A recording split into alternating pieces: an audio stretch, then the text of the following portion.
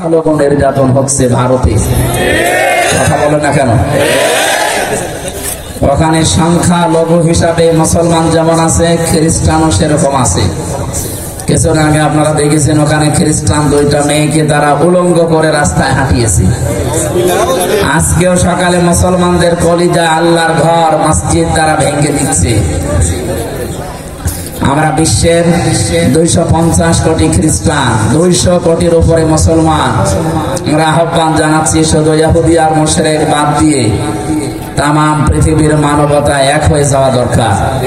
কারণ এই দুইটা জাতি মানবতার প্রকাশ্য শত্রু। এরা যারা খ্রিস্টান মেয়েদেরকে উলঙ্গ করে রাস্তায় হাঁটাতে পারে, মুসলমানদের কলিজায় যারা আগুন লাগাতে পারে, লাতাজিদান্না আশাদ্দান নাসি আদাওয়াতাল লিল্লাযিনা আমানুল ইয়াহুদা ওয়াল্লাযিনা আশরাকু ওয়া লাতাজিদান্নাহুম।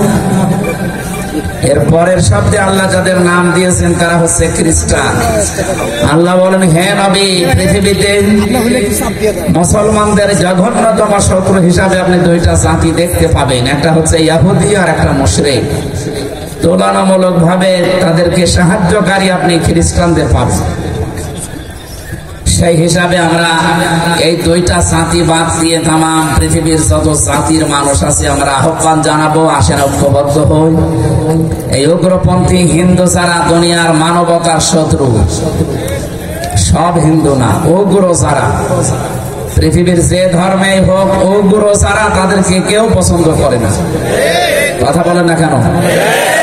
এই মিথ্যা যেহেতু সারা দুনিয়া এখন প্রচার হচ্ছে যে তারা মুসলমানদের উপরে নির্যাতন চালাচ্ছে, তাদের নিজেদের দেশেই তারা সংখ্যালঘুকে নিরাপত্তা দিতে ব্যর্থ। সুতরাং তাদের কথা কোনোদিন মানা যায় না যে বাংলাদেশে সংখ্যালঘু নির্যাতন হচ্ছে। আল্লাহ তাআলা বলেন, ফাকাইফা ইযা জিনা মিন কুল্লি উম্মাতিন বিশাহিদিন ওয়া জিনা বিকা আলা হাউলাই শাহিদা। আমি যে আয়াত পড়লাম, দ্বিতীয় আয়াত এটা 41 নম্বর আয়াত সূরা নিসা।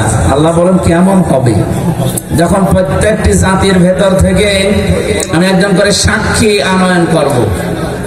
আজ ওদের ধর্মের লোক গোবিন্দ পরামানিক, রঞ্জন কুমার সরকার, এই দুইজনের বক্তব্য দেখেন ভিডিও লাইভে। তারা বলছে বাংলাদেশে সংখ্যালঘু নির্যাতন, বিশেষ করে হিন্দুদের উপরে কোনো অত্যাচার হচ্ছে না, হয়নি। যা করেছে ওই বাটপাররা করেছে।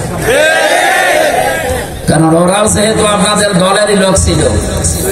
আমার ফাঁসি চাই, আমি মেজর ডালিম বলছি, এই দুইটা বই পড়লে ইতিহাস যেটা বলছে, ওনাদের জন্ম বৃত্তান্ত পড়লে যেটা জানা যায় ওনারা ওই ধর্মেরই লোক ছিল। কথা বলে না কেন? আপনাদের ধর্মের লোকই আপনাদের 15.5 বছরে মেরেছে, অত্যাচার করেছে। আপনাদের মন্দির যদি ভাঙে তারাই ভেঙেছে। গোবিন্দ পরামানিক একটা হিন্দু মানুষ, আপনাদের পরিষদের সে সভাপতি, সে পর্যন্ত এখন ডাক দিয়ে বলছে পৃথিবীর মানুষেরা বাংলাদেশে ইসলাম পন্থী, বিশেষ করে জামাত ইসলামী এবং আলেম ওলামাদের হাতে আমরা কোনোদিন নির্যাতনের শিকার হইনি, হওয়ার সম্ভাবনাও নেই। যাদের হাতে হয়েছে তারা পুরাটা উল্টিয়ে দুনিয়ার মানুষকে দেখিয়েছে, এই দোষটা চাপিয়েছে ইসলাম পন্থীদের উপর।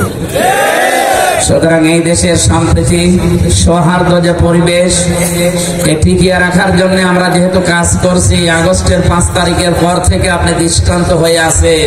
এদেশে হিন্দুদের মন্দির এদেশের মুসলমানেরা পাহারা দিয়েছে, আর ওরা এখন প্রতিদান হিসাবে দেখেন আমাদের মসজিদ, আল্লাহর ঘর তারা ভেঙ্গে ধোয়া তুলেছে। এখানে নাকি মন্দির ছিল 1000 বছর আগে। বলেন নাউজুবিল্লাহ। আরে ভাই, ঢাকার স্বামীবাগের এই ইস্কন মন্দির এখন যদি আমরা আওয়াজ করি যে 500 বছর আগে এটা আমাদের মসজিদ ছিল, কি করবেন আপনি? বলেন। এটা রেকর্ড হয়, এটা ইন্টারনেটে যাচ্ছে, বাতাসে ভেজে বেড়াচ্ছে, ইথারে। সুতরাং আমরা আহ্বান জানাবো, কিছু মানুষ উস্কানি দিচ্ছে, বিশেষ করে মলম বিক্রেতা, এর যে কি অবস্থা। সাংবাদিক নামের একটা কলঙ্ক। কথা বলেন না কেন? আমার মনে হয় এই লোকটার জন্মে কোনো জায়গায় সমস্যা, তাছাড়া এরকম কথা কেউ বলে? হ্যাঁ, অথচ চট্টগ্রাম নিয়ে নিলে আমাদের এই উপকার হবে। আরে ভাই, চট্টগ্রাম নিয়ে নেবেন মানে পাবেন নাকি? আপনি কি যৌতুক নেবে? আর মেয়ে তো পালিয়ে গেছে, কিসের যৌতুক? পালানো মেয়ের আমার কোনো যৌতুক আছে? ও বিয়েই তো মানি না। তারপরও মেয়ে যার সাথে পালিয়েছে ওর সাথে তো বিয়েও চাইছে, পালিয়েছে না আবেগে পড়ে, কিন্তু বিয়ে করতে হলে তো হাঁপাতা হওয়া লাগবে, কত কোলাতা। আর দাদার যা বয়স, এই বয়সে যদি হাঁপাতা করা লাগে তো গোড়া থেকে কেটে বাদ দেওয়া লাগে। আমি নামলাম না, যেহেতু এই 15.5 বছরে অনেকে ধোয়া তুলতো যে আমাদের স্বামী স্ত্রীর সম্পর্ক, আর স্বামী যেহেতু বড় হয়, স্ত্রী ছোট হয়, সেই হিসাবে ওরা বড়, আমরা ছোট, আমরা মনে করতাম মনে হয় এইটাই বলতে চাচ্ছিল, কিন্তু এটা তো শরীয়ত মেনে নেয় না। সূরা বাকারা 221 নম্বর আয়াত, আমি কি মানালাম? আপনি না সূরা বাকারা 221 নম্বর আয়াত বলে দেখেন আল্লাহর বক্তব্য। আল্লাহ রাব্বুল আলামিন বলেন, ওয়ালা তানকিহুল মুশরিকাতি হাত্তা ইউমিন্না। এর দ্বিতীয় জায়গায় আছে ওয়ালা তানকিহুল মুশরিকিনা হাত্তা ইউমিনু। যতক্ষণ মুশরিক পুরুষ মুসলমান না হবে, ইমানদার না হবে, কোন মুমিনা নারীর জন্য তার সাথে বিবাহ বন্ধনে আবদ্ধ হওয়া জায়েজ নেই। এ ফতোয়া কার? আরো বলেন কার? সুতরাং আমাদের মেয়ে যাই হোক, অন্তত হাজি তো, তার একটা স্বভাব খারাপ আছে, মিথ্যা কথা বলে, তো হাজি তো কথা বলছে না। মেয়ের বদনাম হলে তো সমস্যা, এই জন্য দুই একটা চরিত্র সমস্যা থাকলেও মুসলমান এবং হাজি, কথা বললেন না? তার সারা জীবনের বিশ্লেষণ বের হচ্ছে এখন। আমার এই 33 বছরে আমার মনে হয় বিবেক হওয়ার পর থেকে আমি দেখছি এই হাজির মুখে কোনোদিন সত্য কথা শুনেছি বলে আমার মনে হয়। যেটা দু একটা সত্য কথা শুনি সেটার ভেতরেও মনে হয় 100 ভাগের 98 ভাগ মিথ্যা আছে, আর বাকি গুলো তো আল্লাহ জানে কি বলে। কারণ যে কথা বলে আসে হাজী সাহেবরা, ওই কথাগুলো যদি ঠিক রাখতো, এ বাংলাদেশে তো এই 54 বছর লাগে না, 54 ঘন্টা ইসলাম কায়েম হয়ে যায়। ওখানে যে বলে আসে লা শারিকা লাকা লাব্বাইক, আল্লাহ তুমি সাক্ষী থাকো, আমি জীবনও আর কোনোদিন শরীক করব না। কথা বলে না কেন? হানিফা ওয়া মা আনা মিনাল মুশরিকিন, আমি একনিষ্ঠভাবে তোমার দিকে ঘুরলাম, আমি কিন্তু মুশরিক না।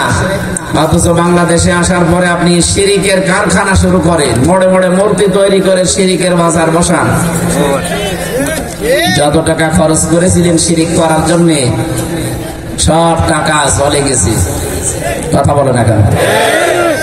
এই জন্য আমার ভয় লাগে, আমার ভয় হয় আল্লাহ যখন কিয়ামতে এই গোবিন্দ পরমাণিককে এই মুশরিকদের বিপক্ষে দাঁড় করাবেন, ওয়াজিনা বিকা আলা হাউলাই শাহিদা, হে নবী আপনাকেও আমি দাঁড় করাবো তামাম দুনিয়ার উম্মতের জন্য সাক্ষী হিসাবে। এজন্য আমাদের চরিত্র সংশোধন করা দরকার। আগস্টের 5 তারিখের পর থেকে যারা উল্টাপাল্টা আরম্ভ করেছেন, অনেকে বুঝে হোক না বুঝে হোক, অনেকে চাঁদাবাজি শুরু করেছে। ঢাকায় হয়তো এখনো শুরু হয়নি, কিন্তু জেলা শহরে আমরা দেখতে পাচ্ছি অনেকেই হয়তো সহ্য করতে না পেরে চাঁদাবাজি আরম্ভ করেছেন। আপনারা থামেন ভাই, আপনার জন্য কিন্তু নবী সাক্ষী হয়ে যাবে। আর বিশ্ব নবী যদি কারো বিপক্ষে সাক্ষী হয়ে দাঁড়ায়, ওর আল্লাহর বানানো জান্নাত হারাম হয়ে যাবে। কথা বলেন না কেন? যে জান্নাতে যাবার জন্য বারবার আল্লাহ আমাদেরকে সাধনা করতে বলছেন, লিমিসলি হাদা ফালিয়ামালিল আমিলুন, সূরা সাফফাতের 61 নম্বর আয়াত। আল্লাহ তাআলা বলেন, সাধনা কারা যারা করো, তোমাদের আরো সাধনা কঠোর করে করা দরকার। যেটা আমি বানিয়েছি ওটা পাওয়ার জন্য প্রতিযোগিতা করো। ফি যালিকা ফালিয়াতানা ফাসিল মুতানা ফিসুল, প্রতিটি প্রতিযোগীর উচিত তারা যেন প্রতিযোগিতা আরম্ভ করে আল্লাহর বানানো ওই বাগান পাওয়ার জন্য। ওই বাগানে আল্লাহ এমন আনলিমিটেড তাসনিম রেখে দিয়েছেন, অমিজাজুহু তাসনিম, এটা জান্নাতের একটা বাগানের নাম, ঝর্ণা ধারার নাম। এ বাগানে যে পানিগুলো আল্লাহ দিয়েছেন, এই ঝর্ণা এত দামি পানি, তাসনিম, এটা আলাদা ভাবে বানানো। পৃথিবীতে এই পানি নেই। যেটা আছে এই যে নেতা আম্বানি, মুকেশ আম্বানির স্ত্রী পান করে, অ্যাকোয়াটিক ক্রিস্টালাইন এই পানি। 750 গ্রামের দাম বাংলাদেশের টাকায় 51 লাখ টাকা দাম। এ মহিলা 24 ঘন্টায় যদি 4-5 বোতলও খায়, যেহেতু বোতল খুব বড় না, হাফ লিটারের একটু বড়, 51 লক্ষ টাকা দাম। আপনি হিসাব করেন, যদি 6 বোতল করে 24 ঘন্টার ভেতরে পানি খায়, কমপক্ষে 3 কোটি 6 লাখ টাকার শুধু পানি লাগে। এটা তার লিমিট করা। আল্লাহ বলেন মিন তাসনিম, আমি যে ঝর্ণা ধারা বানিয়েছি তাসনিম দিয়ে, এর চাইতে কোটি গুণে দামি। সে পানির কোনো হিসাব নেই, আনলিমিটেড। আইনা ইয়াশরাবু বিহাল মুকাররাবুন, নিকটবর্তী যারা আমার হবে তাদেরকে আমি আল্লাহ এটা পান করাবো। এখন আমাদের উচিত দল, মত, জাতি, বর্ণ, ধর্ম নির্বিশেষে বিশ্বের সবচাইতে শান্তির ধর্ম ইসলাম, এখানে দীক্ষিত হয়ে আল্লাহর এই বানানো বাগান, এই জান্নাত, এই তাসনিম, এই রাহিকুল মাখতুম, এটা পাওয়ার জন্য আমার মনে হয় প্রতিযোগিতা আরম্ভ করা দরকার এখন থেকে। যে যেখানে আছি আমরা আজকে থেকে প্রত্যেকজন এক একজন প্রতিযোগী, দুনিয়ার প্রতিযোগী না, আমরা আখিরাতের প্রতিযোগী তাসনিম পাওয়ার। কথা বলেন ঠিক কিনা? আমাদের জীবন থেকে গুরুত্বপূর্ণ কয়েকটা কাজ বাদ দেওয়া লাগবে। 1 নাম্বার, এই জুলুম। কি বললাম? দুনিয়ায় যাই করেন আপনি করবেন, কিন্তু জুলুম করবেন না কারো প্রতি। নিজের নফসের প্রতি যেন জুলুম হয়ে না যায়, নিজের পরিবারের প্রতি যেন জুলুম হয়ে না যায়। নিজের শরীরের প্রতি অনেকে জুলুম করে। বিভিন্ন আকাশ সংস্কৃতির নামে ভিডিও উল্টাপাল্টা দেখে নিজের শরীরের উপরে জুলুম করে গুরুত্বপূর্ণ জিনিসকে বের করে ফেলে দেয়। তার যৌবন সে নষ্ট করছে, এটা শরীরের উপরে জুলুম। এখানে অনেক মানুষ এরকম আছে না, যারা আকাশ সংস্কৃতির নামে উল্টাপাল্টা জিনিস দেখে নিজের যৌবন নষ্ট করেন। আজকে থামেন। আপনি কি হারাচ্ছেন জানেন? শেষে বংশ বিস্তার বন্ধ হয়ে যাবে আপনার কারণে। আপনার বাবা মা যে নাতি নাতকির মুখ দেখবে, সেটা হারিয়ে যাচ্ছে। আমি আর নিচে নামলাম না, এটার বাংলা হস্তমৈথুন বলে। এটা আজকে থেকে তাওবা করবেন যদি কারো জীবনে থাকে। কারা কারা তাওবা করবেন হাত তোলেন তো। এই লাইনে আছে, তোর মাজা কই? তোর যে মাজা নেই, হাত মারার স্বভাব।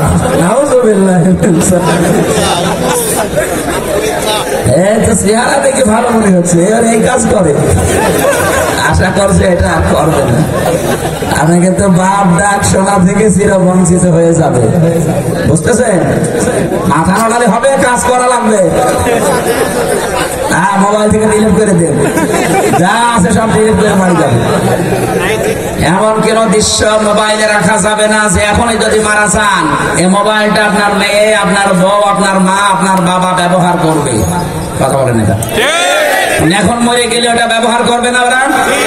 ওর ভেতরে যদি উলট পালট কোন দৃশ্য দেখে, বলবে কি আমার এই ছেলে এরকম 2 নাম্বার ছিল, ওর জানা যায় দরকার। কথা বলে না কেন? কত বড় একটা খারাপ ধারণা আপনার প্রতি তৈরি হবে, আপনি টের পাচ্ছেন? এই কারণে বলছি, যাদের মোবাইলে এমন দৃশ্য আছে যে নিজে দেখলে আনন্দ পান, অন্য কেউ দেখলেই লজ্জা লাগে, এই মুহূর্তে ডিলিট করে বাড়ি যাবেন। যাবেন তো ইনশাআল্লাহ? 2টা ঔষধ আজকে থেকে যদি এখন কাজে লাগাতে পারেন, আপনার জীবনে অন্তত এই জুলুম, যেটা জেনার জুলুম, এটা হবে না। সূরা নূরের ভেতরে আছে 30 নাম্বার আয়াত। আল্লাহ রাব্বুল আলামিন ঔষধ দিচ্ছেন। أقل للمؤمنين يغضوا من أبصارهم ويحفظوا فروجهم ذلك أزكى لهم إن الله خبير بما يصنعون। রব্বুল আলামিন বলেন, আল্লাহ, হে নবী, আপনি মুমিন পুরুষদেরকে বলেন তারা যেন তাদের চক্ষুকে পর নারী থেকে নিম্নগামী করে রাখে এবার শুধু আপনার জন্য করছি তা না, আমি নিজেও যেন আজকে থেকে মেনে চলতে পারি। 14 জন মহিলা বাদ দিয়ে যেই সামনে আসবে, ও যত সুন্দরী মহিলা হোক, ওর দিকে তাকানো যাবে না, চোখ নিচের দিকে করা লাগবে। এই ঔষধ কার? আরো জোরে বলেন। যে 14 জনের দিকে আপনি তাকাতে পারবেন, তার ভেতরে প্রথমে আপনার মায়ের দিকে তাকানো যাবে। বাবা, এত পুরুষ তরিকাল। মায়ের পরে আছে খালা। খালা আবার আপন খালা হওয়া লাগবে, ওই যে পাতানো খালা না। ওখানে কি ধর্মের খালা পাতিয়েছে, শুধু খালার মেয়ে আছে তাই কথা বলছে। কিছুদিন খালা খালা করতে করতে হয়ে যায় শাশুড়ি। আরে বেটা, তুই খালা বলিস তো তাহলে ওই ধান দেয়। সুতরাং ওই যে ধর্মের খালা, পাতানো খালা বাদ, ওদের সাথে আবার পর্দা করা কিন্তু ফরজ। শুধু আপনি দেখতে পারবেন নিজের আপন খালা, মায়ের আপন বোন, মায়ের চাচাতো বোন যেটা, ওইটার সাথে আবার পর্দা করা লাগবে। কথা বুঝতেছেন? নিজের আপন খালা, মায়ের আপন বোন বাদ দিয়ে মায়ের চাচাতো বোন, ফুফাতো বোন, মামাতো বোন যারা আছে তারাও আপনার খালা, কিন্তু তাদের সাথে পর্দা করা লাগবে। আপনি দেখলেই তাদেরকে চোখ নিচের দিকে নামাবেন। ওরা যদি বলে এ ছেলে কি, ছেলেকে আনকালচার বলে বলুক, কারণ এ নির্দেশ কার? 2 নম্বরে লজ্জা স্থানের হেফাজত করা লাগবে। এই 2টা ঔষধ যদি কেউ এখন থেকে পালন করতে পারে, মাত্র 15 দিন করে দেখেন, 15 দিন পালন করলে আমি গ্যারান্টি দিতে পারি আয়াত অনুযায়ী নিজের স্ত্রী ছাড়া অন্য কোন মহিলা আপনার ভালোই লাগবে না। বহু পুরুষ মানুষ আছে তারা বলে যে আমার নিজের স্ত্রী আজ 2 বছর বিয়ে হয়েছে, প্রথম বেশ ভালোই লাগতো, এখন আর ভালো লাগে না। কেন? বলে এক জিনিস আর কতদিন। হ্যাঁ, এটা বলে। আরে শয়তান, তোর এক জিনিস আর কতদিন মানে? তবে মহিলার যদি বলে যে এক জিনিস আর কতদিন, আপনারা তো জিনিসপত্র সেই একই আছে। ও যদি এখন উল্টো করে বলে যে আমারে তোমার 2 বছরে এক জিনিস কতদিন মনে হয়, আমারও মনে হচ্ছে। এটা মনে হওয়ার কয়েকটা কারণ আছে। তার 1 নাম্বার কারণ, যারা চোখ আর লজ্জা স্থানের হেফাজত করতে পারে না, তাদের কাছে শয়তান ওই দুনিয়ার ওই 14 জন মহিলা বাদ দিয়ে যারা আসে তাদেরকে আকর্ষণীয় করিয়ে তোলে, জাল হিসাবে ব্যবহার করে। এই জন্য 15 দিন আমল করে দেখেন, চোখকে নিম্নগামী করে রাখবেন। যে আসুক, যত বড় সুন্দরী আসুক, এই 14 জন বাদ দিয়ে আমল এখন থেকে শুরু করবেন। এই রাস্তায় যাওয়ার সময় দেখা হবে। কথা বলেন না? অনেকে এরকম মনে আছে, হুজুর যত ওয়াজ করেন, রাস্তায় গিয়ে যদি পরিমণের মতো কাউকে পায়, ওয়াজ মোয়াজ পরে তওবা করে নেবে, আগে দেখিনি। অবশ্য ঠিক ধান্দায় আছে না। এই ঔষধ যদি আপনি পান না করেন, এই ঔষধ যদি না খান, আমি বলে করবো কি? মাত্র এই ফিতনা ফাসাদের জামানায় 2টা গ্যারান্টি যদি আপনি এখন থেকে দিতে পারেন, এই মুখ আর লজ্জা স্থান, নবীকে বলেন আমি তোরে গ্যারান্টি দিলাম, আমি নিজে তোরে জান্নাতে পৌঁছে দেব। সুতরাং আমি সহ যারা আছি, আমার কথাটা একটু মেনে নিন। 15 দিন মাত্র, 15টা দিন যদি নিজের চরিত্রকে আপনি পরিষ্কার পবিত্র করে রাখতে পারেন, নিজের জায়েজ স্ত্রী বাদ দিয়ে অন্য কাউকে কামনা করবেন না। এই কথা বুঝতেছেন?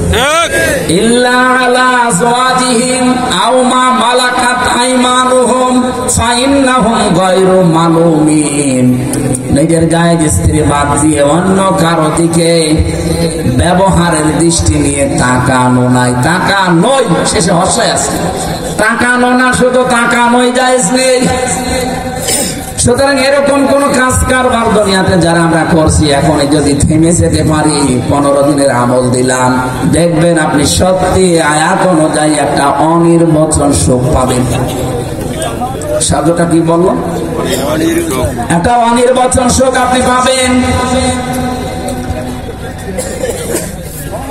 মা পাখিটা যখন বাচ্চাদেরকে সেভ করার জন্য এভাবে পরগুলো বিছিয়ে দেয়, এরপরে ফল করে দেয়, এভাবে একটার সাথে আর একটা পর লাগিয়ে দেয়, এরপরে ডাউন করে ফল করে দেয় ওর নিচে বাচ্চাগুলো। যখন আপনি দেখবেন সো মারবে কোনো কিছু, ওটা থেকে বাঁচার জন্য বাচ্চাগুলো তখন একটা আওয়াজ দেয়, কিচির মিচির কিচির মিচির। কথা বলে না কেন?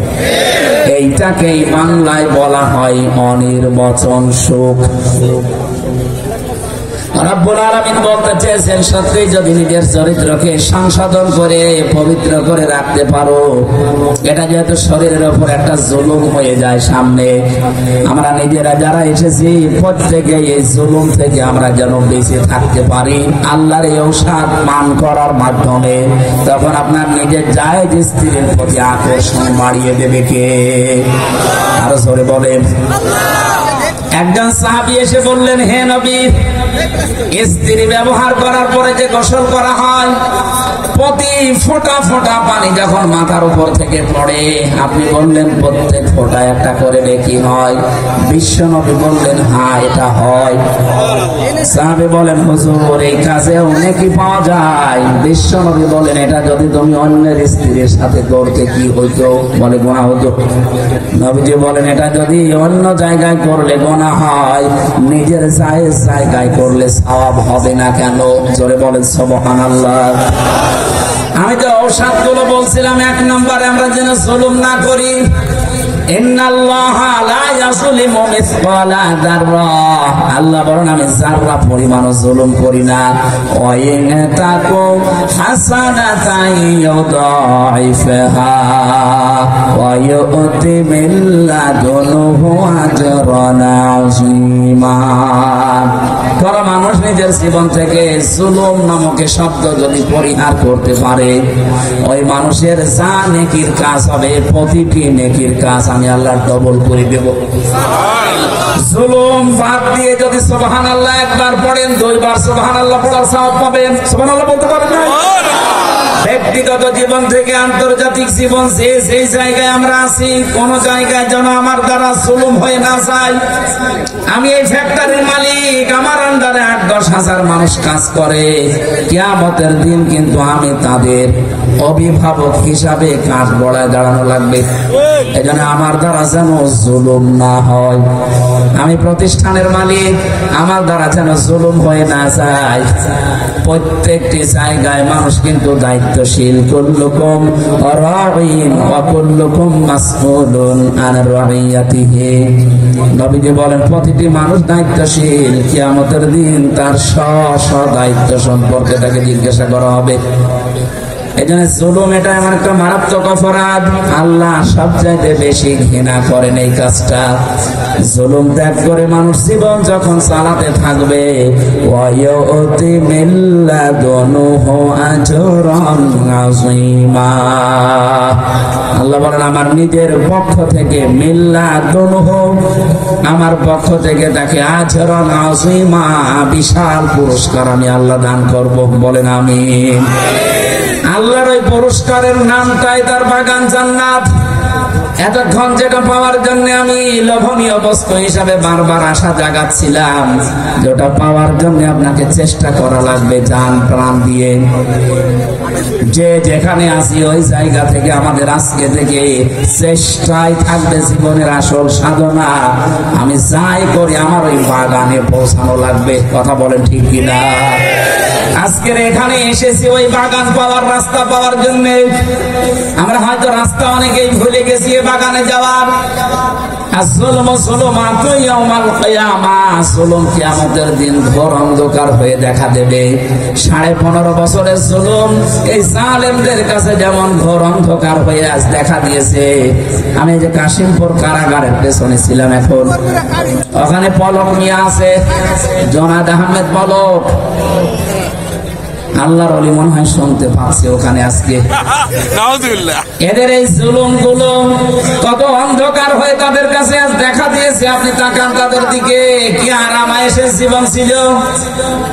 15.5 বছরে তারা গান বেঁধেছিল। দেখতাম বিভিন্ন অনুষ্ঠানে নিজেরা গান বলতো, আগে কি সুন্দর দিন কাটাইতাম। কোন দিন কাটান?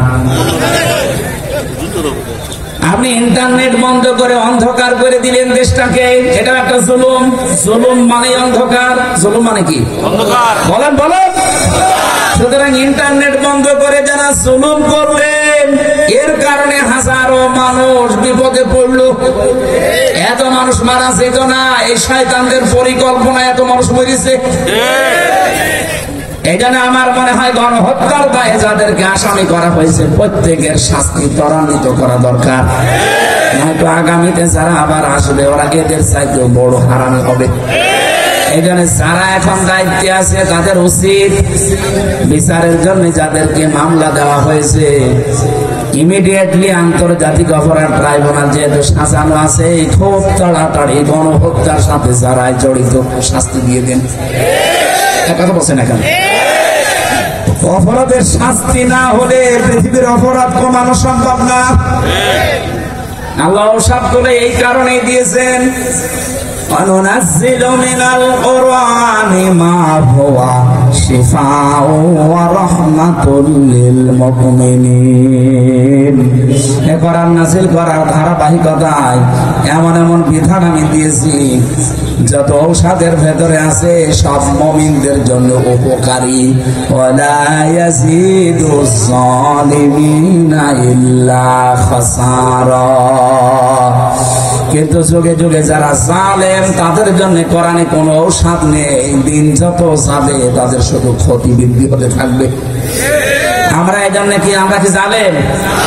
আমার নফসের উপরে, শরীরের উপরে, পরিবারের উপরে, সমাজের উপরে, রাষ্ট্রের উপরে যে কোনো জায়গায় আমার দিক আর বিভাগ আছে, আমি যাই করি আমি জালেম হব না। আজকের মূল টার্গেট হচ্ছে জুলুম থেকে বেঁচে থাকবো ইনশাআল্লাহ। এক কথা বলে না কেন? আল্লাহ আমি সহ যারাই আসলাম তুমি জুলুম থেকে অন্তত আমাদেরকে আজকে থেকেই বাঁচিয়ে দাও। আর জেনার এই বিশাল গোনা থেকে বাঁচার জন্য এই ফিতনা ফাসাদের জামানায়, এই অশ্লীলতার জামানায় যে ঔষধ দুইটা বললাম, লজ্জাস্থানের হেফাজত যেভাবেই হোক কষ্ট হলেও করা লাগবে। আর চোখটা নিম্নগামী করবেন, মাত্র 15 থেকে 20 দিন আমল করবেন, আল্লাহ আপনাকে একটা আলাদা সুখ মনে দান করবে। আল্লাহ আমি সহ যারাই আসলাম আমাদেরকে মেনে চলার তৌফিক দাও, আমিন। আল্লাহুম্মা আমিন। মোনাজাতটা বসে করেন, 2 দিন ব্যাপী মাহফিলের আখেরে মোনাজাত বসে করেন। ربنا ظلمنا أنفسنا وإن لم تغفر لنا